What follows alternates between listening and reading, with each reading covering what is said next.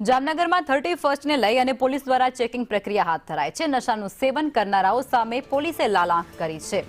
SP રવિ સૈની અને DYSP દ્વારા checking કરવામાં આવી રહ્યું છે। ટ્રાફિક નિયમ ભંગ કરનારાઓને દંડ ફટકારવામાં આવ્યો છે। જિલ્લામાં વિવિધ જગ્યાઓ પર ચેકપોસ્ટ ઊભી કરવામાં આવી છે અને જ્યાં વાહન ચાલકોનું ચેકિંગ કરવામાં આવી રહ્યું છે। જે ઇતર પ્રવૃત્તિ છે તેને અટકાવવા માટે હવે પોલીસ અત્યારે સજ્જ બની ચૂકી છે અને જામનગરની અંદર પણ 31st પહેલા પોલીસ દ્વારા સઘન ચેકિંગ પ્રક્રિયા શરૂ કરી દેવામાં આવી છે અને આ સાથે ટ્રાફિકના નિયમો જે તોડનાર વ્યક્તિઓ છે, વાહન ચાલકો છે, તેમના પર પણ કાયદાકીય કાર્યવાહી અને દંડ વસૂલવામાં આવ્યો।